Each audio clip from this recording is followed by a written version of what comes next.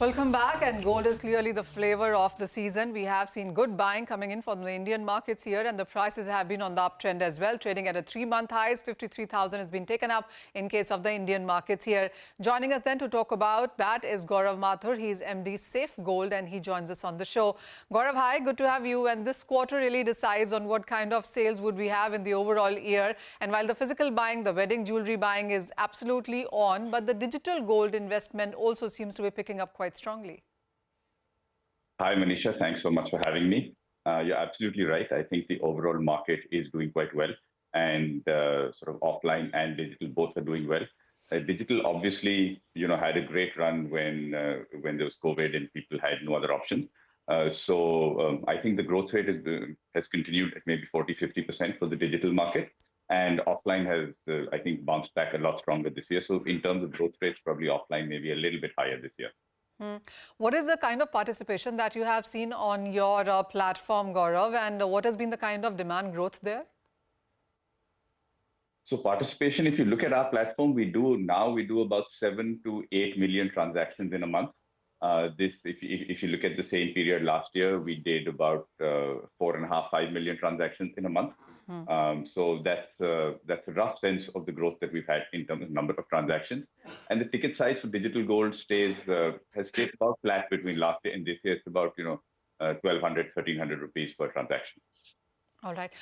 Gaurav, you've also come up with the leasing of gold. How many, it's still early days, clearly, but what is the kind of feedback, participation, enthusiasm that you've seen among your users?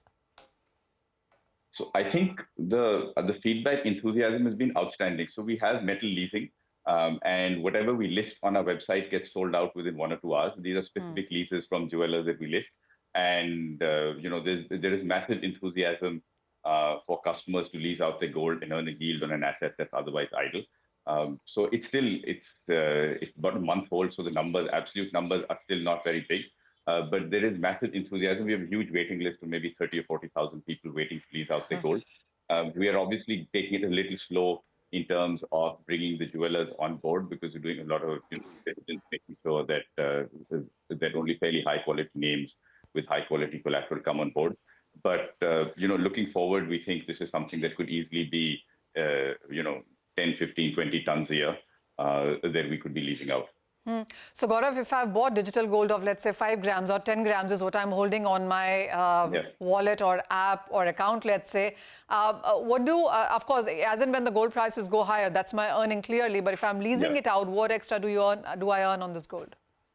So on average, the lease you can get is 3 or 4%, which means that if you have 100 grams at the start of the year and you lease it out, you'll have 103 or 104 grams in your account at the end of the year. So the lease rentals are actually paid in grams of gold. So the grams of gold that you have actually increase with your lease rentals. Oh, that's amazing. Also, I mean, you've told us about the kind of participation and transactions that we've seen. What has been the growth really when you look at the new users coming in for this? And would you have geographies in hand as well? Where do you have more participation from? Geographically, I think we're pretty broad-based. So we don't have, super accurate data geographically, but it mirrors broader gold consumption in the country, where, say, 40% is in the south, and east maybe a little bit lower, but the rest is in the north and the west.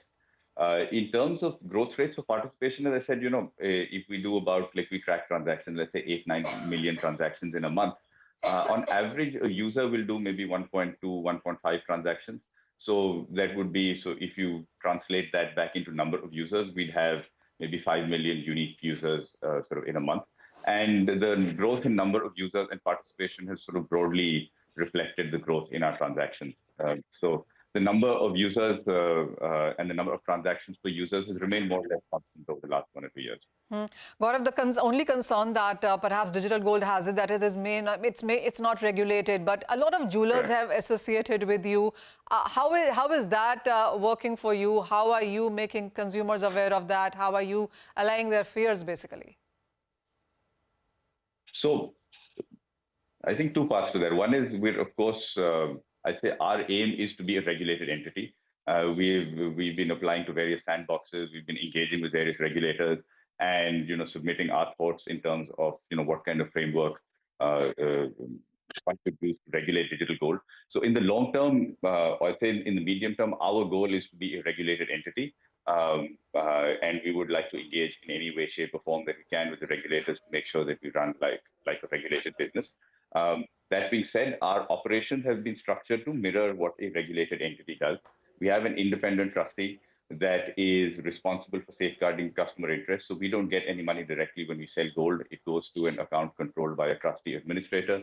When they verify that we have that much gold in the vault representing consumer purchase, then the money gets released to us. And if anything were to happen to us, not that we expect it to happen, but in the unlikely event, then the trustee administrator has a copy of everyone's KYC. They can, step in, distribute assets in the vault, which are owned by the customer. They will distribute them to the customers. And given all the talk about crypto and what's happened with new age technology assets, I think this structure that we set up, where we've copied how regulated entities are structured, where client assets are always segregated, always safe, protected by an independent custodian, independent trustee. We've tried to put every check and balance in place that we can think of that would make sure that customer assets are protected. Okay. That is assuring. One final question. So, even when you look at India, even now, 80 to 85% of our buying basically is in the physical markets. Bridal jewelry is a big part of this, especially with the gold prices now rising. What kind of a participation are you seeing? And within the investment market, how are you looking at the growth? So, I think long term, 70, 80% of our buying will always be physical because that is jewelry. It's the 100 to 200 tons a year that we buy in coins and bars, which is investment demand, and maybe there's another 10, 20 tons, which is between sovereign gold bonds and ETFs and digital gold and things like that. So I'd say long term, especially once we can, popularize things like gains, which is a leasing product, and people can start earning a yield on it, then we expect a large share of the investment demand to shift to products and formats where customers earn a lease. But the jewelry demand will stay offline. We don't see that jewelry demand coming online. That's a different market. That's consumer durable business. Okay, Mr. Mathur, thank you so much for that. Manisha, thank you so much for taking